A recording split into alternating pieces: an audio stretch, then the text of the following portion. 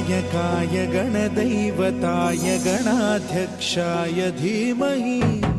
गुणशरीराय गुणमण्डिताय गुणेशानाय धीमहि गुणातीताय गुणाधीशाय गुणप्रविष्टाय धीमहि एकदन्ताय वक्रतुण्डाय गौरीतनयाय धीमहि गजेशानाय भालचन्द्राय श्रीगणेशाय धीमहि एकदन्ताय वक्रतुण्डाय गौरीतनयाय धीमहि गजेशानाय भालचन्द्राय श्रीगणेशाय धीमहि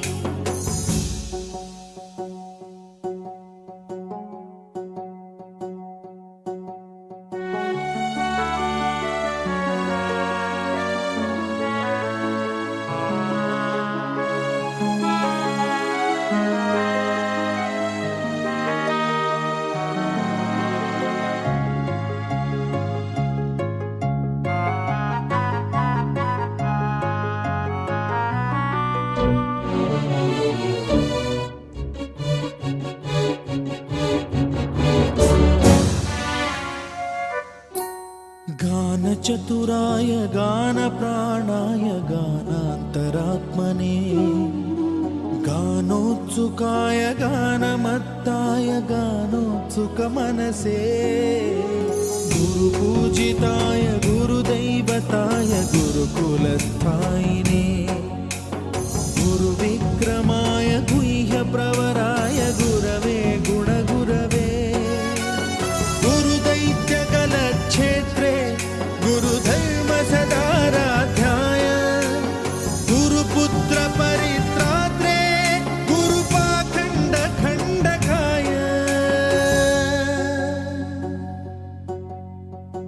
गीतसाराय गीततत्त्वाय गीतगोत्राय धीमहि गूढगुल्फाय गन्धमत्ताय गोजयप्रदाय धीमहि गुणातीताय गुणाधीशाय गुणप्रविष्टाय धीमहि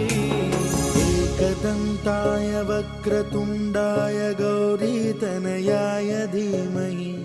गजेशानाय भालचन्द्राय श्रीगणेशाय धीमहि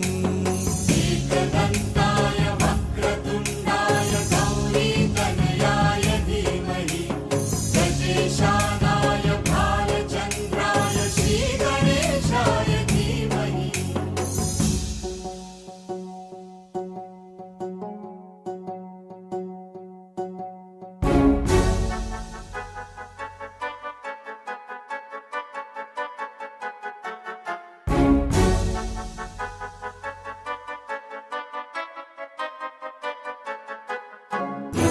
सर्वराजाय गन्धाय